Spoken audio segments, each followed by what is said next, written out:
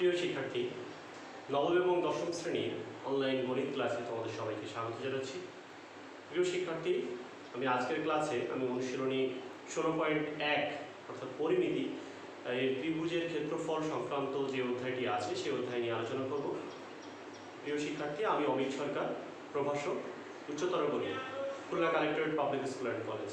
তো আমাদের সবাইকে আজকের ক্লাসে স্বাগত জানাচ্ছি। প্রিয় শিক্ষার্থী, আমরা আজকের ক্লাসে তোমাদের অনুশীলনীর যে প্রথম যে 7 নম্বর যে অঙ্কটি আছে সেটি আমরা সমাধান করব। লক্ষ্য করো 7 নম্বর।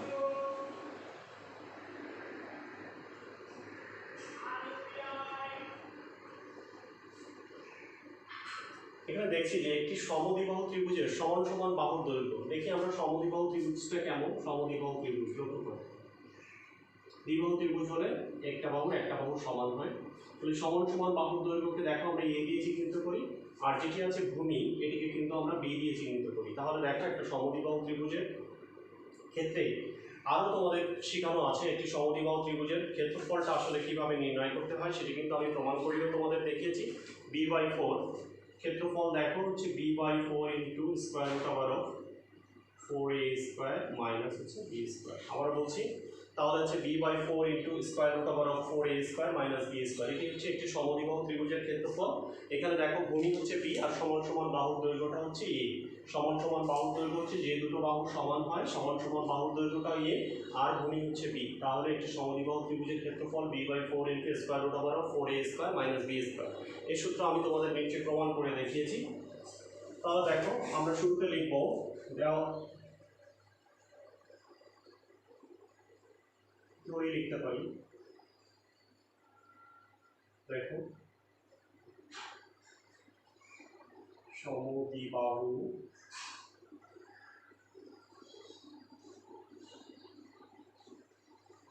ত্রিভুজের সমান সমান বাহুর দৈর্ঘ্য, সমান সমান বাহুর দৈর্ঘ্য, যেটাকে আমরা আগে বলছি নাম দিয়ে বলছি এ, ইকুয়াল হচ্ছে 10 মিটার।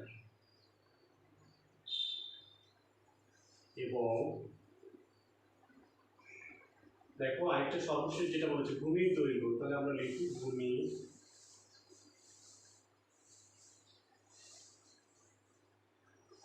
দৈর্ঘ্য 2 মিটার। অর্থাৎ ভূমি কিন্তু আমরা জানি না, এটি আমাকে বের করতে হবে। তাহলে দেখো আমরা জানি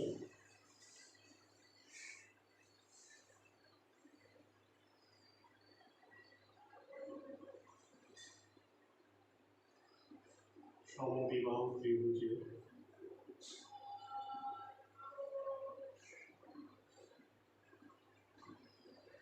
ক্ষেত্রফল দেখো b/4 square root over of 4a² minus b² একক বর্গ একক।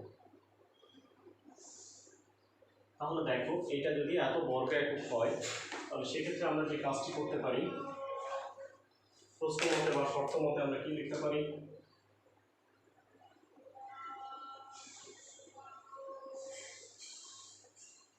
লিখতে পারি যে b/4 into square root over of 4a² minus b² equal.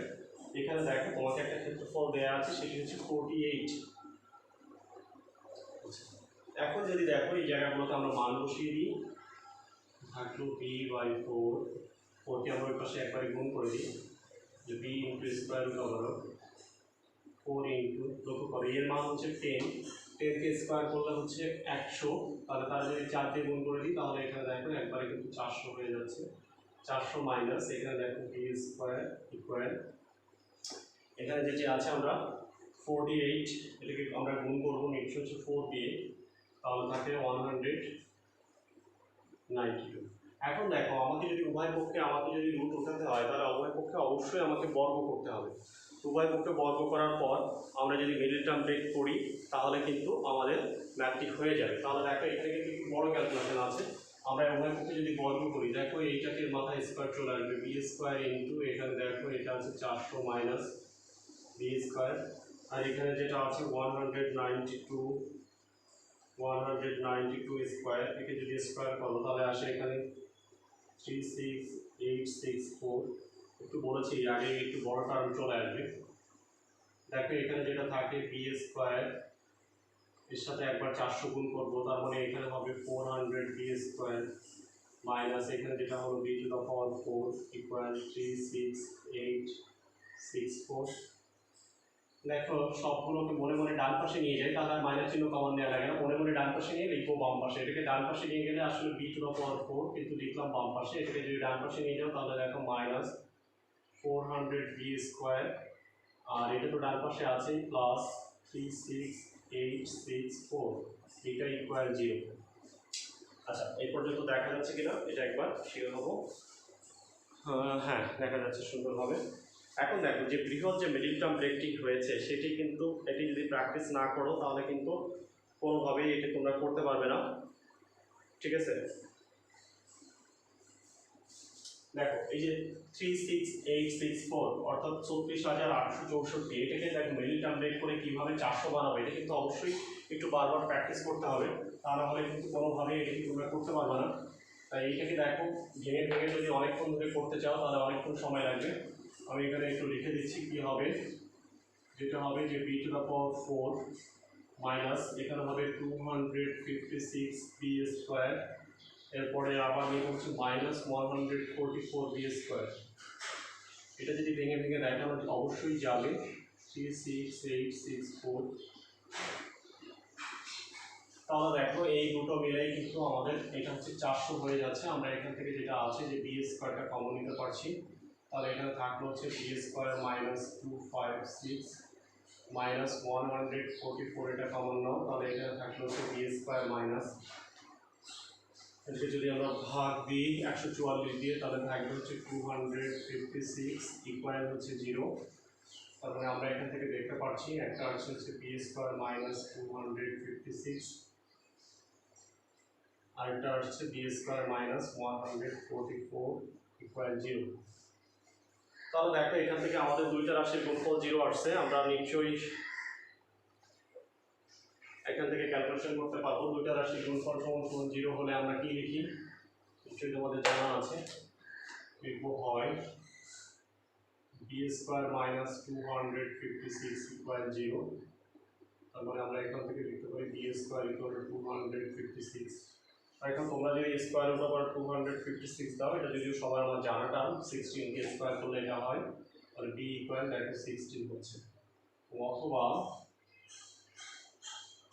B square minus 144 equal 0, এখান থেকে লক্ষ্য করো বি স্কোয়ার ইকুয়াল 144, দেখো বি ইকুয়াল 12 12 144। তাহলে আমরা যেটা দেখলাম যে এই সমদ্বিবাহু ত্রিভুজের যে ভূমির দৈর্ঘ্য সেটি হয় 12 অথবা 16, দুটো মানে গ্রহণযোগ্য, দুটোই পজিটিভ আসছে।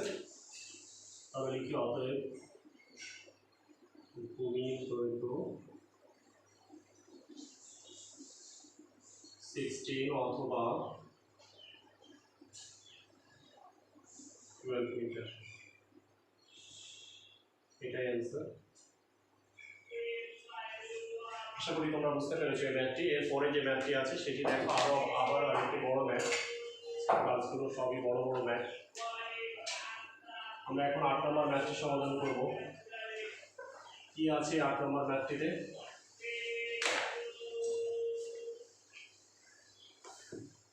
একটি নির্দিষ্ট স্থান থেকে দুইটি রাস্তা পরস্পর 135 ডিগ্রি কোণ, দেখো এই 135 ডিগ্রি কোণ তোমরা একটা আইডিয়া করে এঁকে নিবে।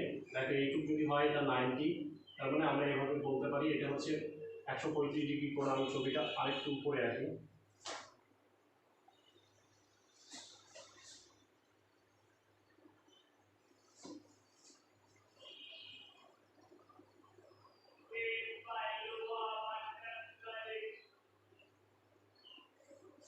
একশো 135 ডিগ্রি কোণে দেখো দুইজন লোক, একজন ঘন্টায় 7 কিলোমিটার বেগে, আরেকজন ঘন্টায় হচ্ছে 5 কিলোমিটার বেগে বিপরীত দিকে রওনা হয়ে গেছে। এবং 4 ঘন্টা পর তাদের মধ্যবর্তী দূরত্ব। আচ্ছা এই ম্যাথের ঠিক অনুরূপ একটা ম্যাথ দেখবে উদাহরণে আছে, আমি সেটির আলোকে আমি একটু ম্যাথটিকে লিখে ফেলব। প্রিয় শিক্ষার্থী, তোমরা লক্ষ্য করো যে অনেক লেখা ছিল ম্যাথটিতে, আমি একটু সময় বাঁচানোর জন্য লিখে নিলাম যে মনে করি এই স্থান থেকে দেখো, এই স্থান থেকে দুইজন লোক যথাক্রমে, একজন লোক কি করছে ঘন্টায় 7 কিলোমিটার বেগে, আরেকজন লোক ঘন্টায় হচ্ছে 5 কিলোমিটার বেগে। এইদিকে যে ঘন্টায় 7 কিলোমিটার বেগে আর এইদিকে ঘন্টায় 5 কিলোমিটার বেগে দুইজন লোক রওনা হয়েছে।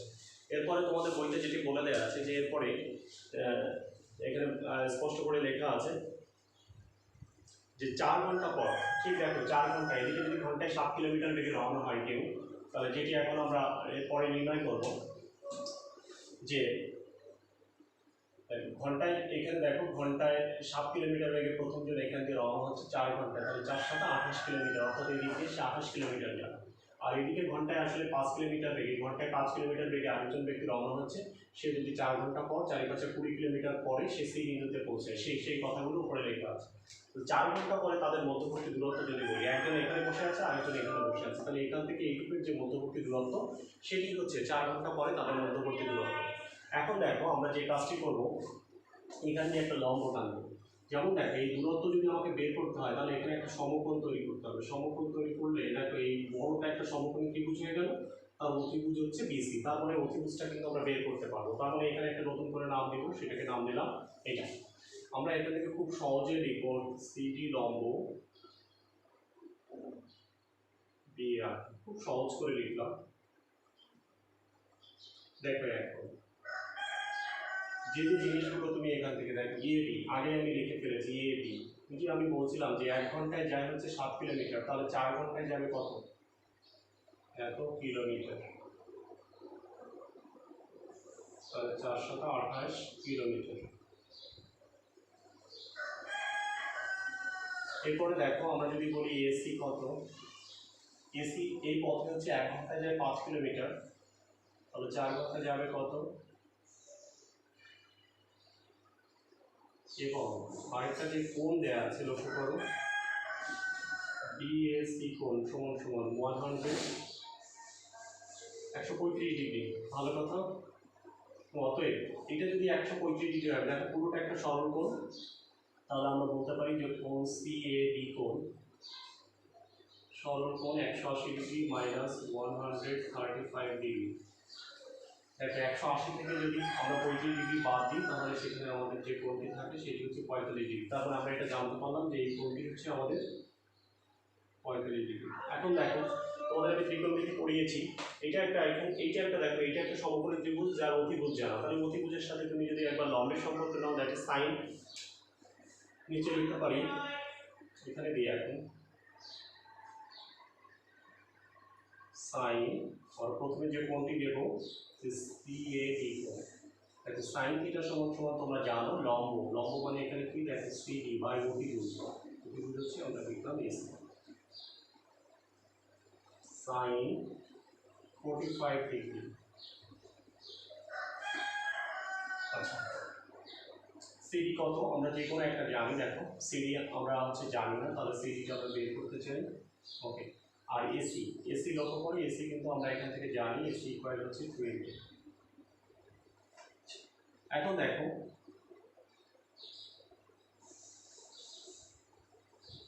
One by root two equal CD by এখানে হলো 20।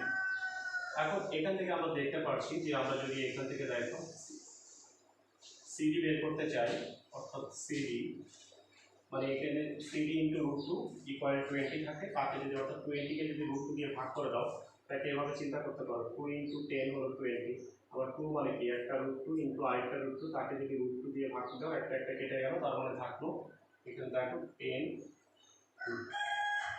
একটা হয়ে গেল। দেখো আবার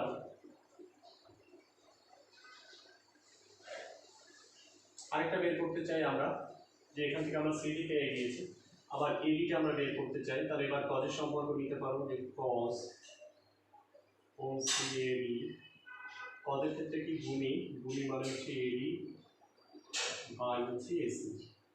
তাহলে লক্ষ্য করো কজ 45 ডিগ্রি, একই রকম ভাবে আমরা এডি কিন্তু জানি না, আর নিচেরটা জানি, এটা হচ্ছে 20, এটাও দেখো 1 বাই এডি বাই হচ্ছে 20। তার মানে আমরা এখান থেকে কি পাইলাম, ঠিক একইভাবে এডি ইকুয়াল, আমরা দেখো এটাও পাচ্ছি হচ্ছে 10√2। তাহলে দেখো আমরা দেখতে পেলাম এইটাও দেখো ছবিতে যদিও আমাদের সেরকম হয়নি, সমস্যা নেই। এটা হচ্ছে 10√2, এটাও হচ্ছে 10√2, অর্থাৎ এরকম হবে। তাহলে সিডিও যা পেয়েছি এডিও সেটা পেয়েছি। এখন দেখো আমরা এইগুলো কিভাবে এই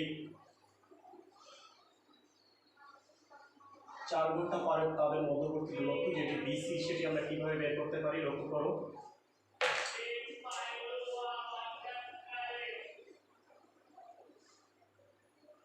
সমকোণী ত্রিভুজ একদম সবচেয়ে বড়টা নেব, সেটা হচ্ছে বিসিডিএ। এটার ক্ষেত্রে কি লিখতে পারি, দেখো এটা হচ্ছে যে উপপাদ্য, সেখান থেকে আমরা লিখতে পারি যে বিসি স্কয়ার সমান সমান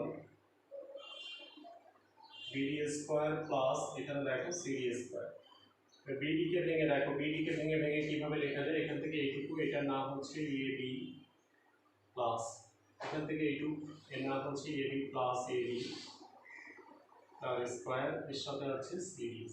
দেখো এখন কিন্তু তুমি সব কিছুর মান জানো। এগুলো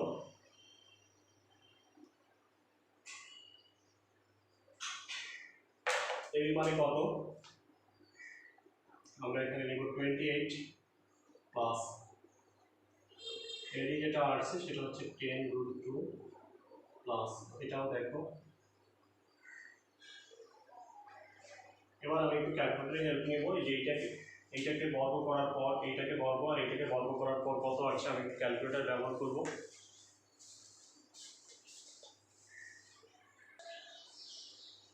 লক্ষ্য করো আমি যদি ক্যালকুলেটর ব্যবহার করি একবারেই আমাকে এখান থেকে এই পুরোটাকে ক্যালকুলেশন করেছি, সেটাকে আবার বর্গমূল করেছি, তার মানে দেখো সেখান থেকে আমরা বিসি ইকুয়াল পেয়ে যাচ্ছি। বিসি ইকুয়াল যেটা আছে 44.45, এরপরে আসে 176, যেহেতু 1 আসছে তাই আমি আর দিলাম না, এইটুকুই নিলাম যে তাহলে বিসি ইকুয়াল এত। হ্যাঁ, অতএব তাদের মধ্যবর্তী দূরত্ব 44.45 এত কিলোমিটার প্রায় লিখে দিলাম। আমরা যেহেতু কিছু অংশ বার্তা দিয়েছি, তাহলে নিশ্চয় বুঝতে পেরেছো ম্যাথটি বড় হলেও কিন্তু কঠিন নয়। আমরা চলে যাবো এখন অনুশীলনীর শেষ অঙ্কে। লক্ষ্য করো 9 নম্বর, সেটি একটু বড় অঙ্ক, আমরা কিভাবে করতে পারি।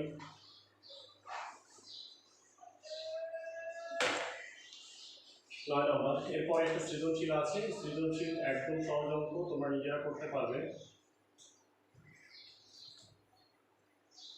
যে একটি সমবাহু ত্রিভুজের অভ্যন্তরে একটি বিন্দু থেকে দেখো 3টা বাহুর পরে লম্ব আঁকতে হবে। তাহলে একটা সমবাহু মোটামুটি চেষ্টা করবো যেন 3টা বাহু সমান হয়। তোমরা কাটা কম্পারে যে আঁকাটাই সবচেয়ে ভালো। তাহলে দেখো এভাবে একটা মাপ নিয়ে এভাবে আইডিয়া করে তারপর সেট বিন্দু এ বি সি।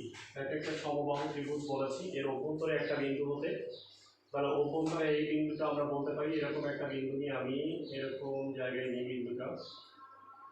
দেখো একটা জায়গা থেকে হচ্ছে 6 আর একটা জায়গা থেকে 7, আমি এমন আইডিয়া করে নিয়েছি যেন এই বাহুর উপরে যদি 6 ধরি দূরত্ব, তখন এই বাহুটার উপরে যেন আরো একটু বেশি হয় 7, আর এই বাহুর উপরে মধ্যবর্তী দূরত্বটা হচ্ছে 8। বিষয়টা এরকম। তাহলে বলছে যে ত্রিভুজটির বাহুর দৈর্ঘ্য কত এবং ক্ষেত্রফল নির্ণয় করো। তাহলে দেখো শুরুতে আমরা ধরি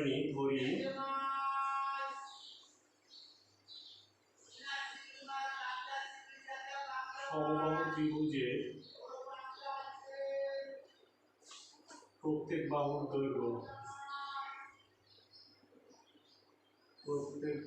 দৈর্ঘ্য যেটাকে আমরা বললাম যেটা সেন্টিমিটার।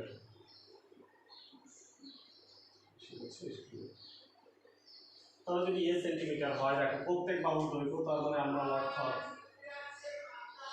আমরা এখান থেকে যেটা লিখতে পারি যে এ বি, এই যে বিসি, সিএ, আইএসি, এসিও লিখতে পারি, এই সবগুলোই আসলে সেন্টিমিটার, আমরা এটা ধরে নিয়েছি।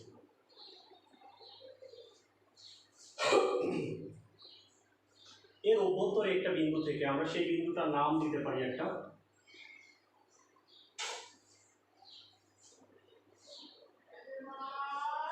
দেখো এই সমবাহু ত্রিভুজের অভ্যন্তরে একটি বিন্দু থেকে এবং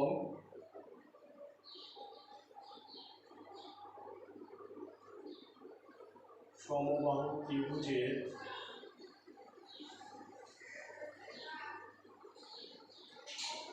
অভ্যন্তরস্থ ও বিন্দু থেকে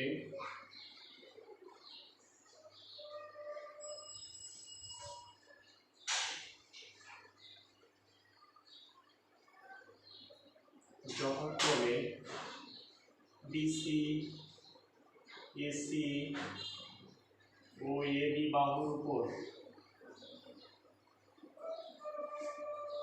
আগে এটা লিখি, এত বাহুর উপর যথাক্রমে, দেখো এটার নাম দিই, এটাকে বললাম ডি, এটাকে ই, এটাকে বললাম এফ, উপর যথাক্রমে, তার মানে দেখো একটাকে বলছি ওডি, ওই ও ওয়ে লম্ব। ওকে, তাহলে অতএব আমরা এখান থেকে যেটা পাচ্ছি, দেখো ওডি সমান সমান হচ্ছে 6 সেন্টিমিটার। এরপরে বলো ওই সমান সমান হচ্ছে 7 সেন্টিমিটার, আর এটা হচ্ছে ও, আর এটাকে আমরা বলছি ও এফ ইকুয়াল 8 সেন্টিমিটার। প্রিয় শিক্ষার্থী লক্ষ্য করো, আমি এইগুলো এখন যোগ করতেছি এটার সঙ্গে, এই যে ও বি, ও সি আর ও এ যোগ করার পর দেখো ও এ,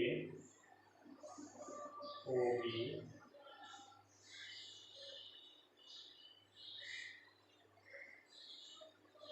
এখন লক্ষ্য করো যে তুমি যদি ভেঙে ভেঙে এই ত্রিভুজটা দেখো, ও এ বি ত্রিভুজের ক্ষেত্রফল, ও বি সি ত্রিভুজের ক্ষেত্রফল, আর একটাকে বলছি যে ও সি এ ত্রিভুজের ক্ষেত্রফল, এই তিনটা ত্রিভুজের ক্ষেত্রফল যোগ করো, তাহলে সম্পূর্ণ ত্রিভুজের ক্ষেত্রফলটি হবে।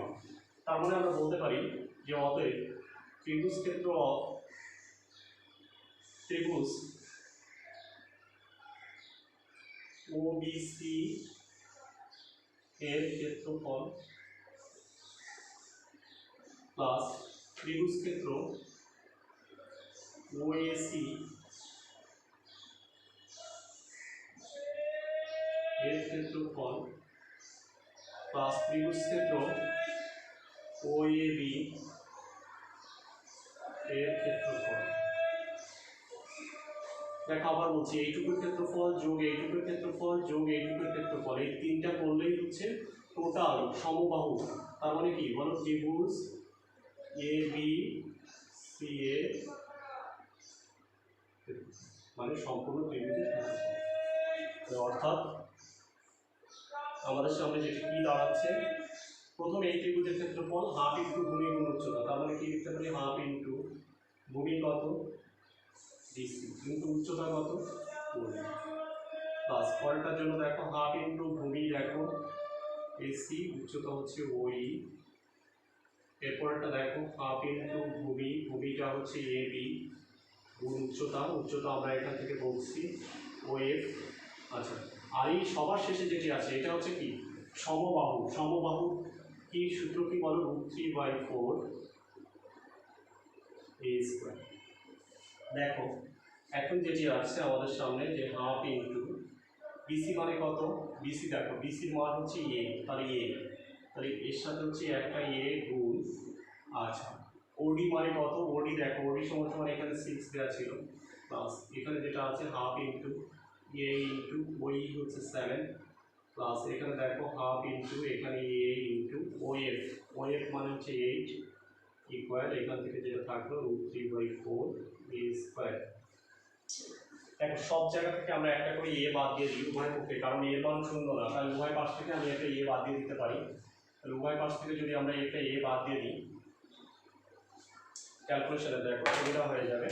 উভয় পাশ থেকে যদি একটা এ বাদ দিয়ে দিই, এটার সাথে এটা কাটাকাটি করলে দেখো এখানে কি থাকছে, এখানে থাকে 3 প্লাস বা 2 আকারে তুমি রেখে দাও, সমস্যা নেই, এখানে পুরো রাখলে সুবিধা হবে যে 6/2 প্লাস একটা এফ যদি বাদ যায় তাহলে এখানে থাকছে দেখো 7/2, কোনো কাটাকাটি করলাম না, আচ্ছা, আর এখানে এটা বাদ হয়ে যাচ্ছে, দ্যাট ইজ থাকছে 8/2, কাটাকাটি করছি না, এটা সমান সমান এখান থেকে দেখো উভয় পক্ষে একটা এ বাদ, তার মানে এখান থেকে √3 একটা এ বাই নিচে থাকছে হচ্ছে 4।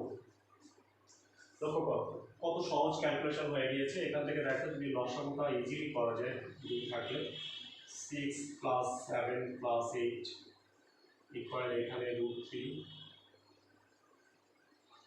ওকে, কেটে কেটে দিতে পারো, তাহলে এই পাশে একটা 2 হয়ে গেল। এখানে আমরা দেখছি একটা 7 একটা 8 আর একটা হচ্ছে 6, এইগুলো যোগ করলে আমার আছে 21। আচ্ছা, তাকে আবার গুণ হয়ে যাচ্ছে 2 দিয়ে। আচ্ছা, আর গুণন করলে এই 2 এর সাথে গুণ হয়ে যাচ্ছে, তার মানে থাকলো আমাদের এখানে √3 ইকুয়াল 21 এর সাথে আমাদের 2 গুণ হচ্ছে, দ্যাট ইজ 42।